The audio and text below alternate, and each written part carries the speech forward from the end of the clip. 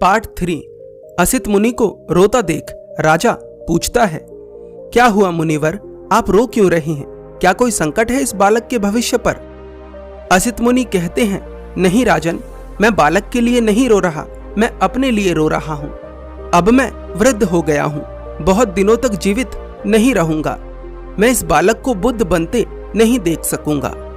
असित मुनि की बात सुनते ही राजा क्रोधित हो जाता है और कहता है, ये आप क्या कह रहे हैं मुनिवर? मेरा पुत्र कोई ज्ञानी वैरागी नहीं बल्कि एक चक्रवर्ती सम्राट बनेगा। यह बुद्ध नहीं, एक योद्धा बनेगा, एक ऐसा योद्धा जिसकी तलवार के सामने बड़े बड़े महारथी भी कांप उठेंगे। यदि आपको इसे आशीर्वाद देना ही है तो इसे ऐसा आशीर्वाद दीजिए कि यह हर युद्ध में विजयी हो। असित मुनि कहते हैं, ऐसा ही होगा राजन, जीवन के हर युद्ध में यह विजयी होगा, पर वह युद्ध भावनाओं का होगा। यह सारे ब्रह्मांड पर राज करेगा, पर वह ब्रह्मांड मन के भीतर होगा। इस बालक के शरीर के सभी गुण बताते हैं कि यह भविष्य में बुद्ध होगा। राजा कहता है, गुण चाहे जो भी हों, परंतु थामेगा यह तलवार ही। असित मुनि कहते हैं, तलवार से केवल राज्य जीते जाते हैं राजन, परंतु तेरा पुत्र मन जीतेगा। युद्ध से केवल सीमाएं बदलती हैं, परंतु तेरा पुत्र युग बदलेगा। राजा कहता है, यदि यह लेख विधाता का है तो मैं उससे भी लड़ पड़ूंगा। इतनी राग रागनियां भर दूंगा इसके चारों तरफ कि वैराग्य का विचार भी इसे बुरा लगेगा। असित मुनि कहते हैं, चाहे लाख जतन कर ले राजन, परंतु तेरा पुत्र सन्यासी ही बनेगा। इतना कहकर असित मुनि वहां से चले जाते हैं। राजा शुद्धोधन असित मुनि से कह तो देते हैं कि वे अपने पुत्र को सम्राट ही बनाएंगे, परंतु भीतर ही भीतर उन्हें चिंता सताने लगती है। चिंता का कारण यह था कि असित मुनि की भविष्यवाणी कभी भी गलत साबित नहीं हुई थी। राजा शुद्धोधन अपनी इस समस्या को लेकर कुलगुरु के पास जाते हैं और उन्हें सारी बात बताते हैं। कुलगुरु कहते हैं, राजन, असित मुनि एक सन्यासी हैं, इसलिए उन्हें सिद्धार्थ की महानता एक सन्यासी बनने में लगती है, और आप एक राजा हैं, इसलिए आपको सिद्धार्थ की महानता एक राजा बनने में लगती है। सवाल यह नहीं है कि सिद्धार्थ क्या बनेंगे, सवाल यह है कि आप उन्हें क्या बनाना चाहते हैं। अगर आप उन्हें एक सम्राट बनाना चाहते हैं तो उन्हें एक सम्राट बनने की प्रक्रिया से गुजारिए।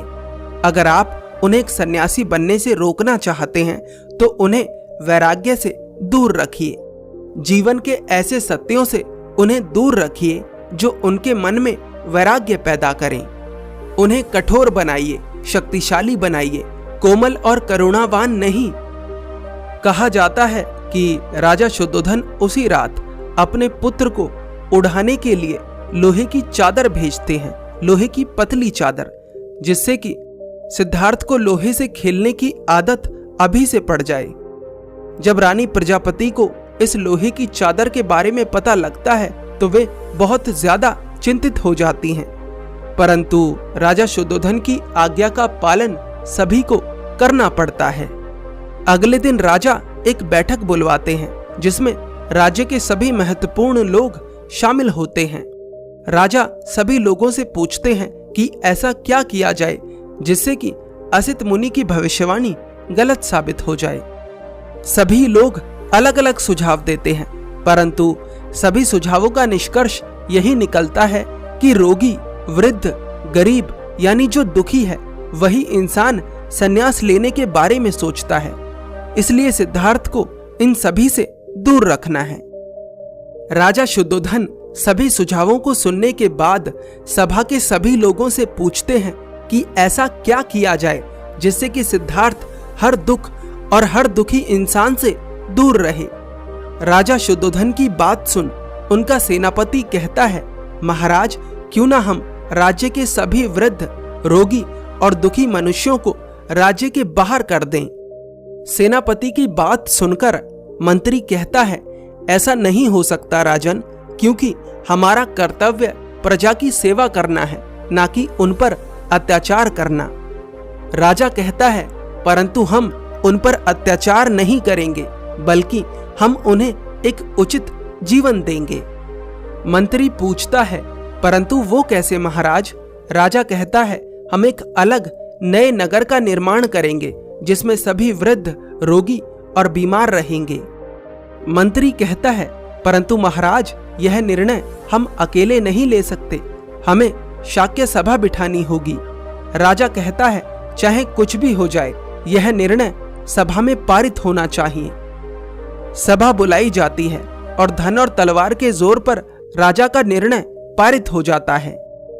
नगर के सभी लोगों को राजा के सैनिकों द्वारा सूचित कर दिया जाता है कि एक नई नगरी का निर्माण किया जा रहा है जिसमें सभी वृद्ध, रोगी और आर्थिक रूप से कमजोर लोगों को भेजा जाएगा।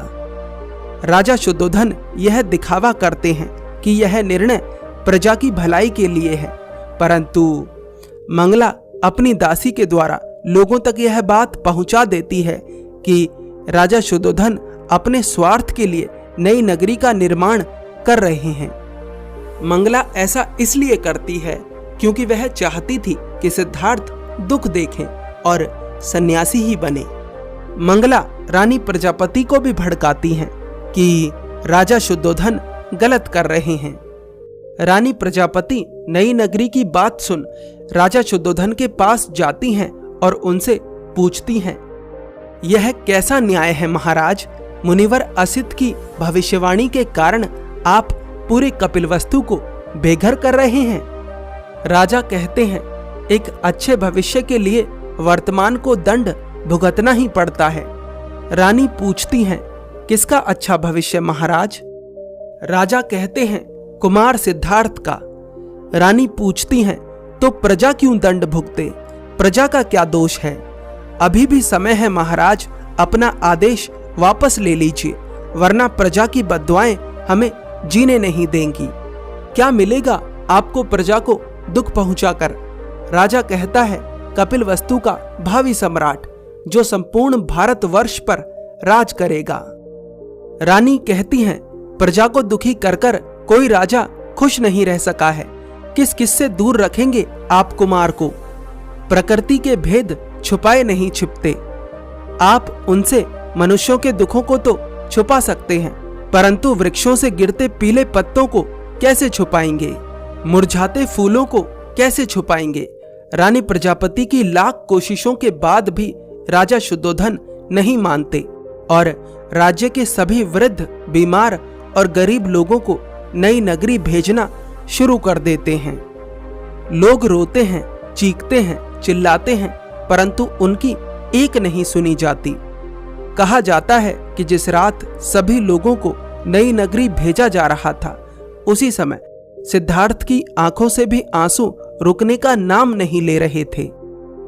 रानी प्रजापति यह देखकर राजा शुद्धोधन के पास जाती हैं और उनसे कहती हैं, महाराज, राज्य के सभी दुखी लोगों को तो आपने नई नगरी भेज दिया, परंतु एक दुखी अभी भी कपिलवस्तु में उपस्थित है। राजा पूछता है, कौन है वो? रानी कहती हैं, कुमार सिद्धार्थ। उनके आंसू नींद में भी रुकने का नाम नहीं ले रहे हैं। राजा तुरंत वैद्य को बुलाने का आदेश देते हैं। आगे की कहानी अगले पार्ट में।